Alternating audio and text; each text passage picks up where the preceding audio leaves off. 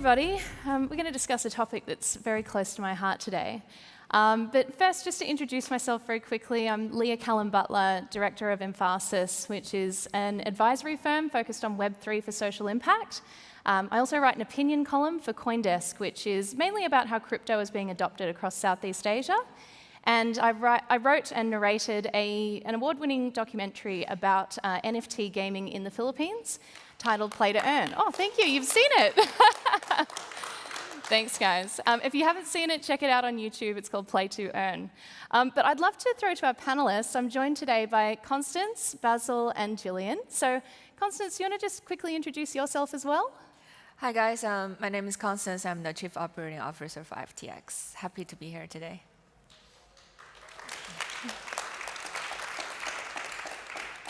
Hi everyone, Basil Askari, I'm co-founder and CEO of MidChains, a small regulated crypto exchange and custodian in Abu Dhabi. Hey everyone, I'm Jillian Bethel. I'm the CEO of OKX Bahamas.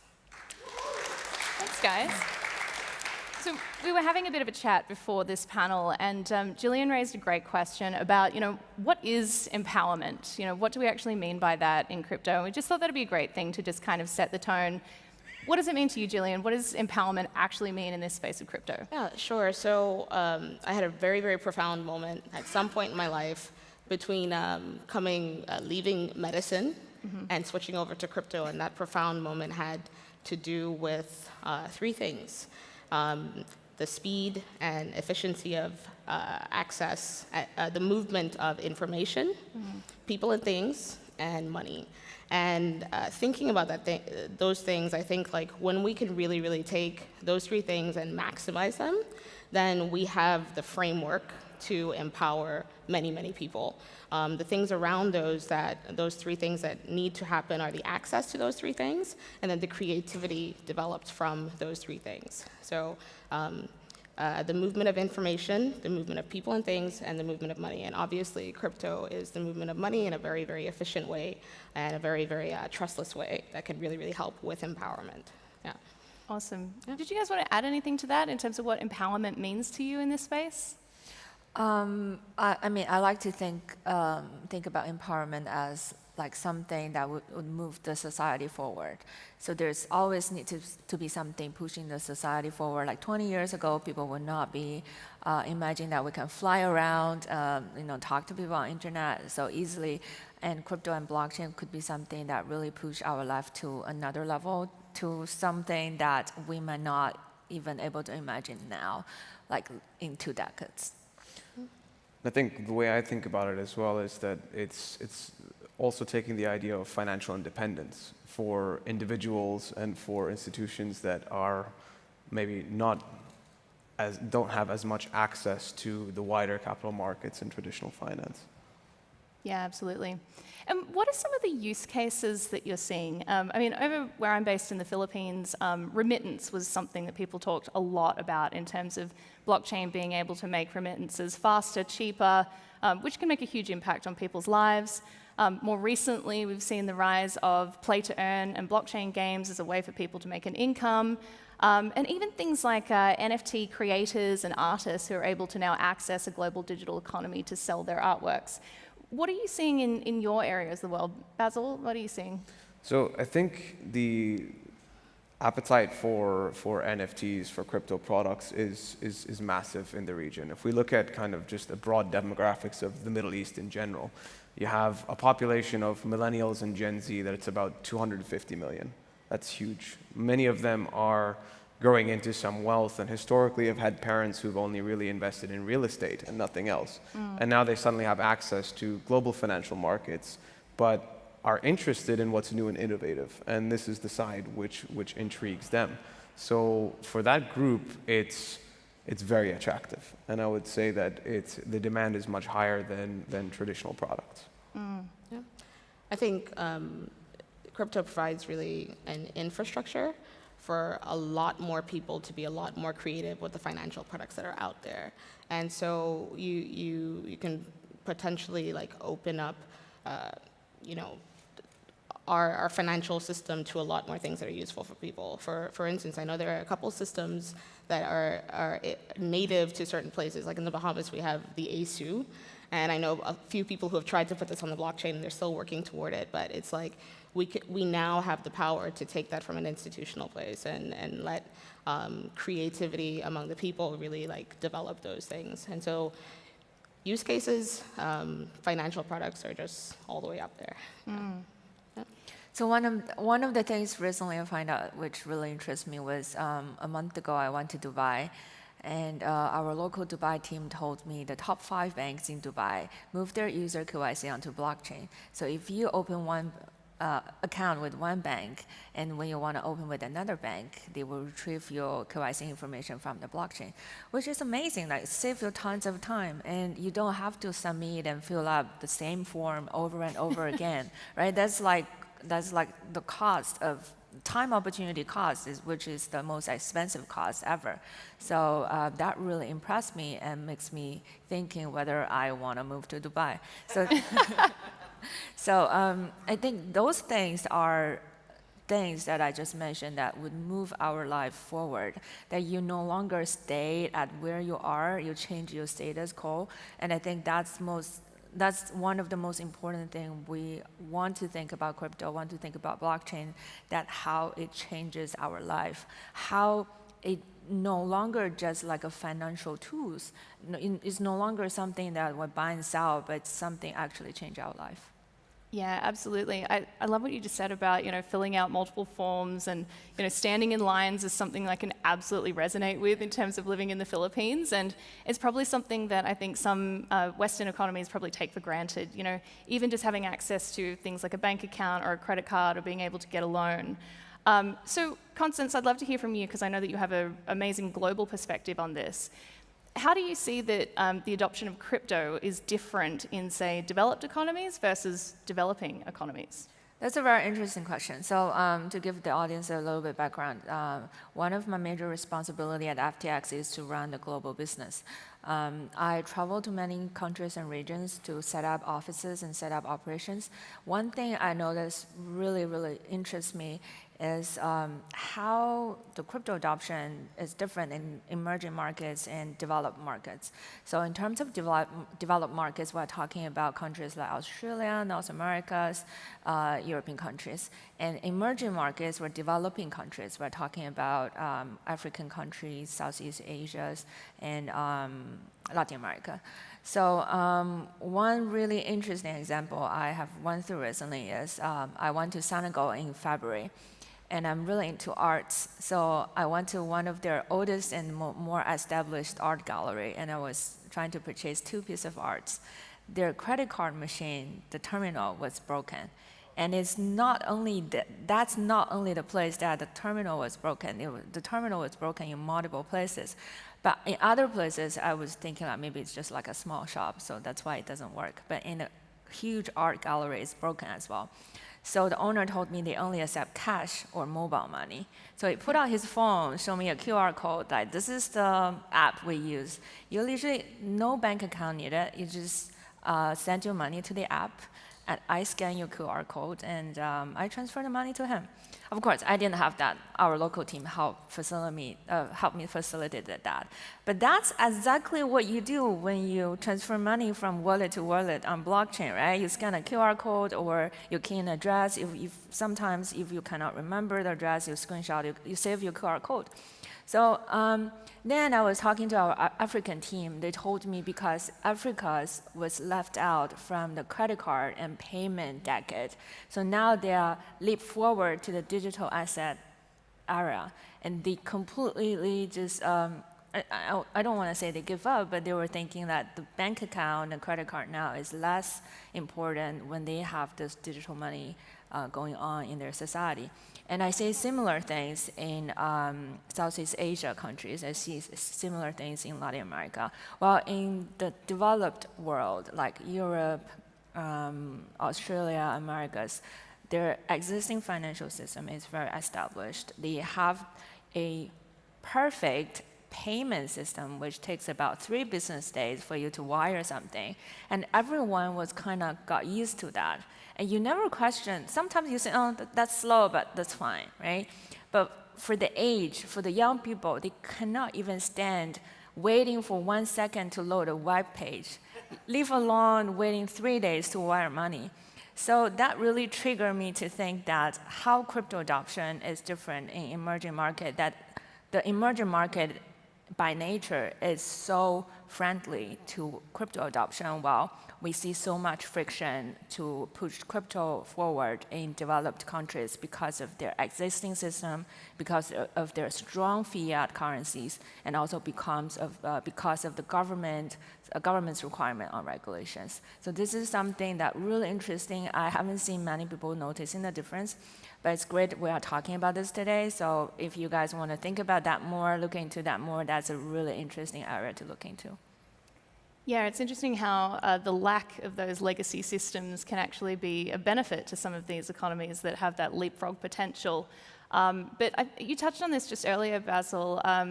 It's not just that infrastructure opportunity, but I think also the appetite of those youth generations as well. Like, maybe you could talk a little bit more about that.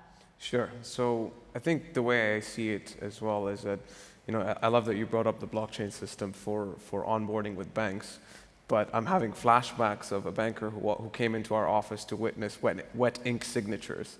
Wow. And that in the same country as what you're talking about and what's coming up. So there's a huge rift that we see. And I think a large part of it is lack of uniform regulations across a country or a jurisdiction. So for example, in the UAE, it's quite a complex place. You ultimately have a federal authority, state authorities, and then free zones that are all looking to do things themselves.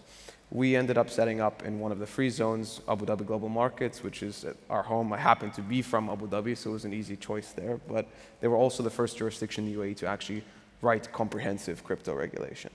And having that around is super important, but it's also important to bear in mind that these regulations shouldn't be ever too overburdensome or try to retrofit traditional financial regulation, and then eventually the innovation is gone at that point. So it's very, very important to strike that balance where we're keeping the end consumer or institutions that are working with us safe, but at the same time innovating and being able to move forward. Yeah, I can't agree more with that. Sometimes it feels like if they're taking older regulation, it's almost like taking something that was built for a horse and cart and retrofitting it to a rocket ship. So that's definitely very important. So, what are some of the barriers? I mean, we've talked a lot about the opportunities here and how it really is transforming the shape of economies, but what are some of the barriers that still exist in terms of helping to onboard more people? Jillian, do you have some thoughts on that? Yeah, sure. So Constance and Basil, they both just talked about the creativity and wanting to onboard this new thing. And Constance talked a lot about the infrastructure. Here, I think we're talking about access, right? One of the big barriers for empowering people is obviously the access. And I think right now in our space, we're moving in the right direction to get everybody onboarded and get everybody where they need to be. But we do have this system of regulation and these regulatory frameworks. The direction that I think we are moving in is creating some space for people who may not fall directly in an infrastructured system like Constance mentioned, i.e. KYC and going to the banks. I mean, there are people who are always going to fall outside of this. And it's important for us to create access for those types of people, people where the instability of the government, like Constance mentioned, doesn't give them the access to some of the financial systems. And so access in terms of changing the regulatory framework. I know the panel next is all about regulatory stuff, so access in terms of changing a little bit of the regulatory system or the regulatory frameworks to give those people some in the system is one of the barriers that crypto really helps. Yeah, there's definitely a balancing act between financial inclusion and financial integrity and I see that sort of playing out a lot. Have you seen any good examples in terms of these sorts of emerging markets where you're rolling out crypto products?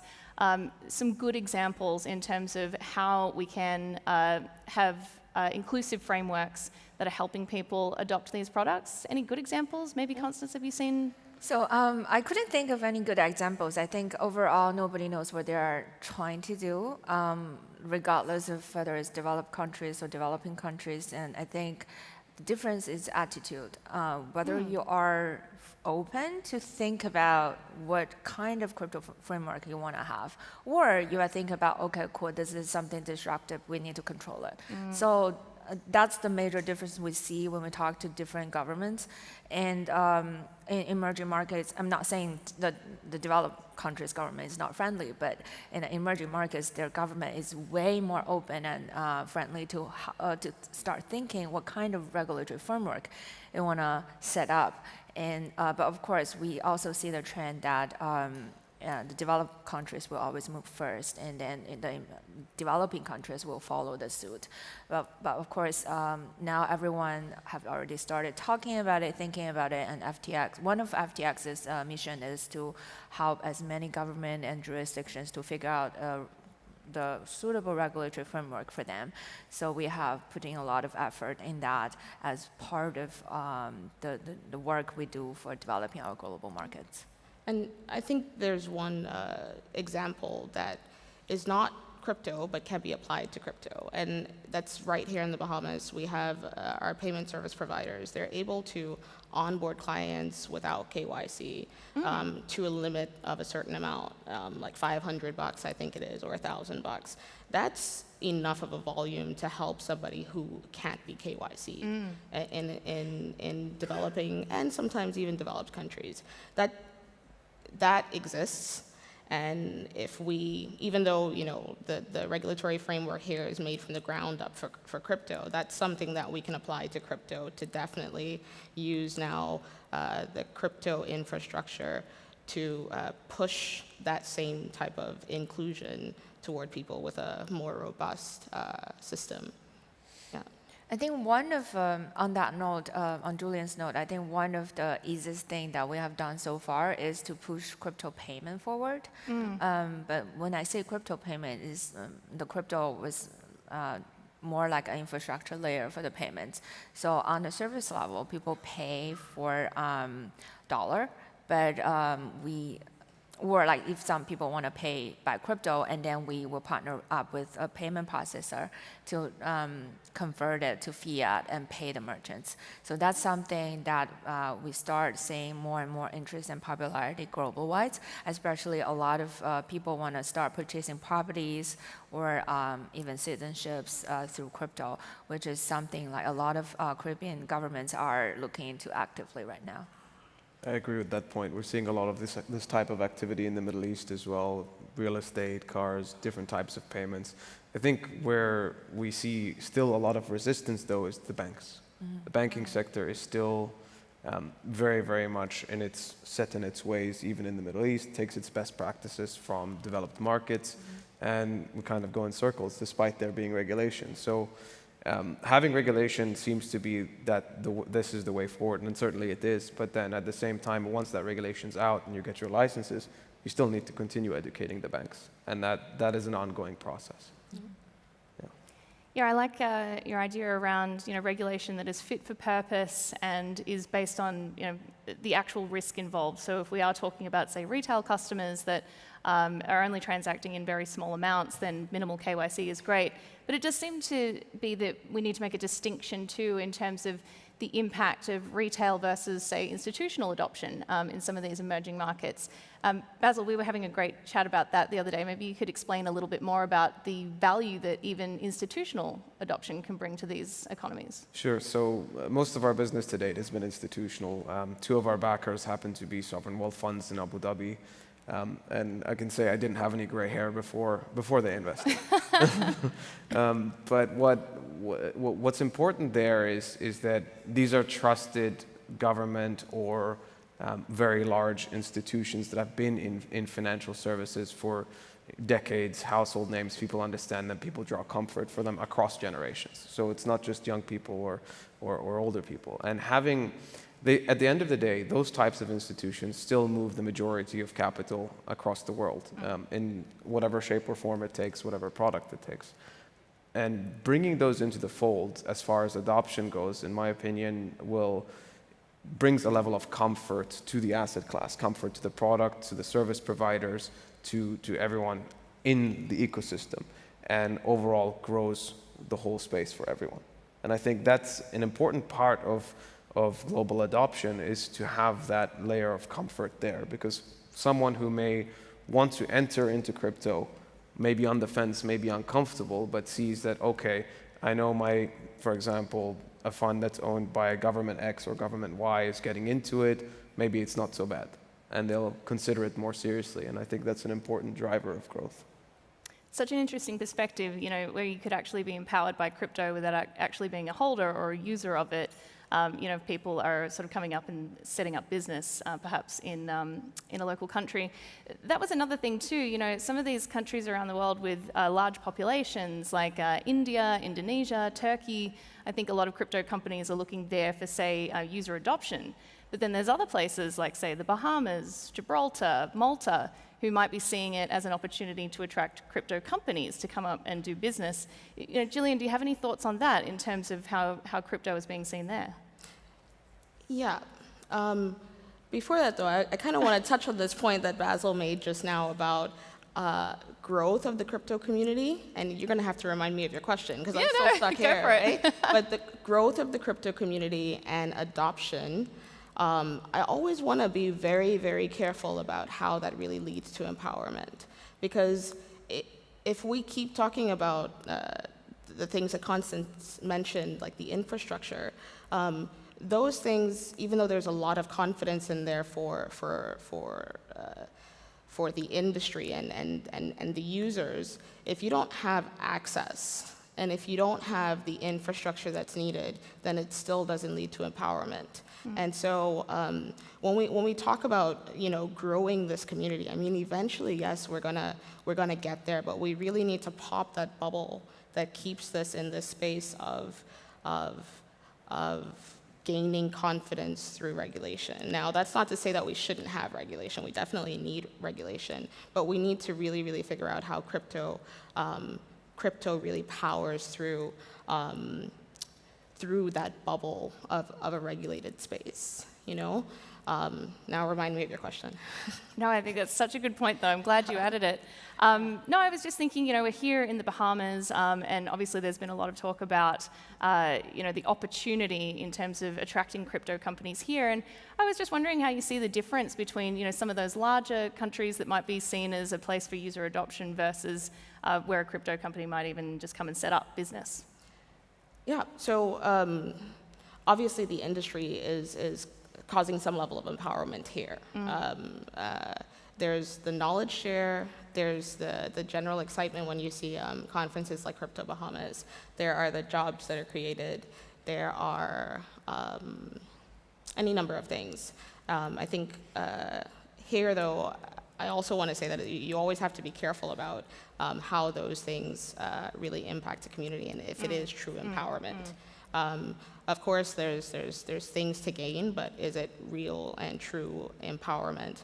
When you compare it to jurisdictions or countries where like India and the others that you mentioned, where there's a lot of people and industry wants to service those, I think it's great that we create a framework for a global asset and a global system to be able to service those countries. So I think our role here as the Bahamas and other small jurisdictions, Malta, Gibraltar, we can really create, because we're so small, the advantage is that we have less opinions and we have a better way to kind of create a really creative framework for crypto companies, crypto platforms to then go out into the bigger world and give the confidence that Basil actually just talked about. Yeah. So it's because crypto is global, so we can go into India, we can go into Turkey and really, really just empower the people there. As for us here, there's different levels of empowerment that we'll talk about later. Yeah, and I really love your sober perspective on that as well. I kind of feel like sometimes in the crypto community it feels like everyone's drinking the Kool-Aid and we're empowering everyone, but it's important to go into this with our eyes open and recognize the barriers, the risks, and the challenges as well. I think that's how we can actually sort of create real change. We are down to our last minute 30. I'd love to hear final thoughts based on everything that we've discussed. Where do you see this space moving forward? You know, what needs to happen so that crypto can continue to empower people around the world? Constance, what do you think? So I think the key is really to widen the pool. We need to build a bigger pie. On the relevant topic, a lot of something came to my mind just now. A lot of people ask me, how do you see Binance or Coinbase as competitors? I was like, right now, when we are at such early stage, everything's growing. There's no competitors. Everyone should be collaborators. We should be working together to widen the pool, push crypto forward, and build a bigger pie, not fighting within our land, right? So there's a much wider opportunity around the world with everyone. So I think how we empower everyone here in the space is really to work together. Rising tide floats all boats. And what do you think, Basil? I'm completely on the same page. I get asked as a smaller group with a smaller team in the UAE, having started more recently, the same question. Everyone knows Binance has set up quite a big operation in Dubai, and they say, how are you going to survive? I say, what do you mean? It's still early days. There's a big pie. There's a lot to be done, and there's a lot to collaborate. So it's about everyone collaborating together to find ways to improve the whole space. Yeah. And I think exactly the same thing, that collaboration is key. I think we need to field out a scope that's relevant to where we are now and make sure that we keep certain things in sight. I mean, we know we want to grow the community. We know we want to give access. We know we want to improve the infrastructure, and we know that we need to keep being creative and keep making sure that all the things that we do encompass the global citizenry. And so collaboration with a clear structure on what's needed and keeping that in focus is what I think is really important. Yeah. This has been a brilliant discussion, both optimistic and pragmatic. I just want to thank you guys so much. And thanks for coming along and listening too. Yeah. Thank you, guys. Thank you, everyone. Thank you, everyone. Staying on.